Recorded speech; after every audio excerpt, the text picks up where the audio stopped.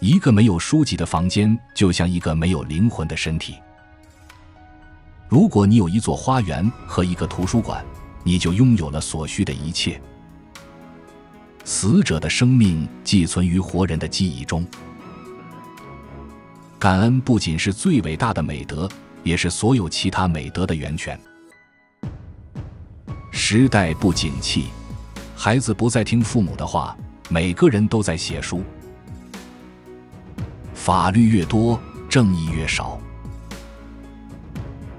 人类世世代代不断犯下的6个错误，相信通过打压他人来实现个人利益，担忧那些无法改变或纠正的事情，坚持认为某件事不可能，因为我们做不到，拒绝搁置琐碎的偏好，忽视心灵的发展和精炼，试图强迫他人信仰和生活方式与我们相同。友谊能增加我们的快乐，分担我们的悲伤，进而改善幸福，减轻痛苦。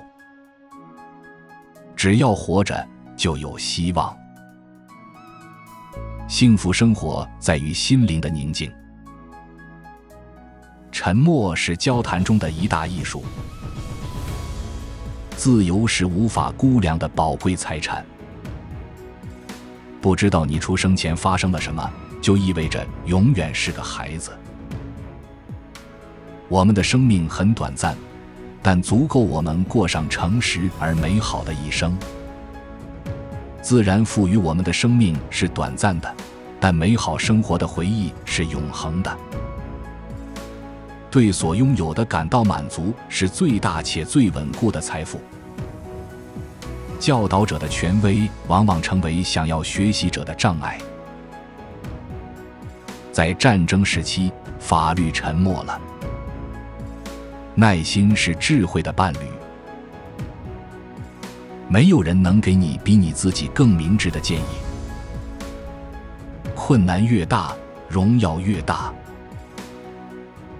不公平的和平胜过正义的战争。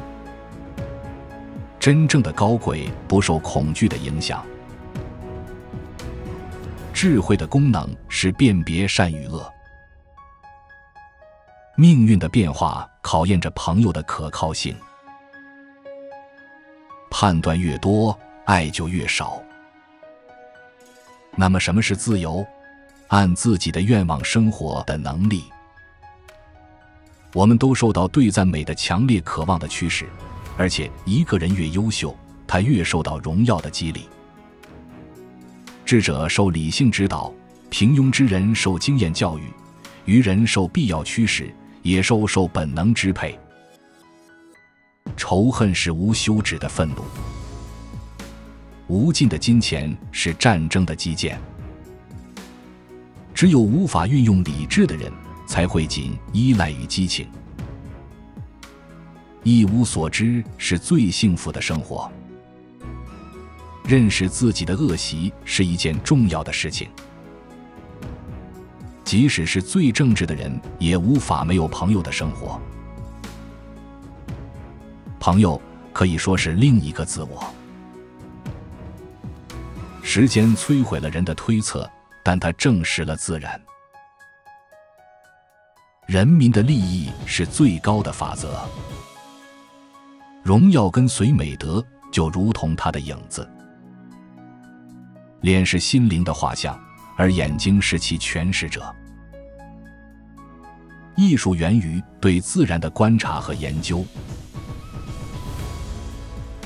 我们站得越高，就应该越谦卑。任何人都可能犯错，但只有傻瓜才会坚持他的错误。像勇者一样生活，如果命运不济，用勇敢的心面对他的打击。敌人就在门内，我们必须与自己的奢侈、愚蠢和犯罪行为抗争。愚人的特殊品质是能察觉别人的错误而忘记自己的。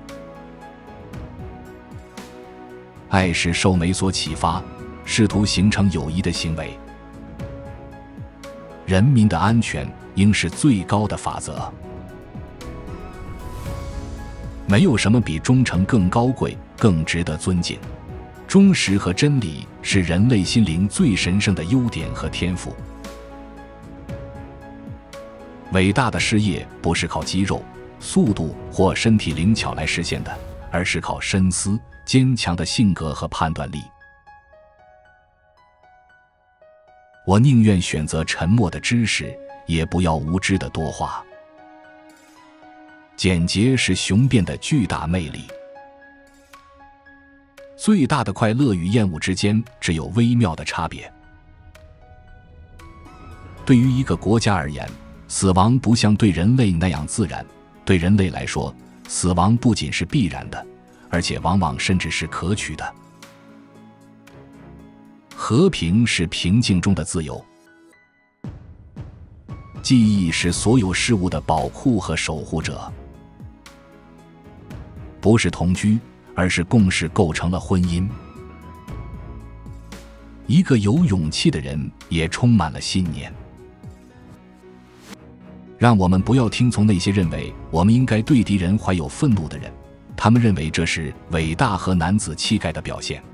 没有什么比慈悲和宽恕的准备更值得称赞，更能显示出伟大和高尚的灵魂。老年的收获是回忆和先前获得的丰富祝福。没有什么比民众更不可靠，没有什么比人类的意图更难以捉摸，没有什么比整个选举制度更具欺骗性。没有什么是如此不可信的，以至于雄辩无法使其变得可接受。无论你做什么，都要全力以赴。以上是我们这一期的智慧格言，哪一句是您最喜欢的？请留言告诉我们，别忘了按赞、订阅、开启小铃铛。我们下期再会。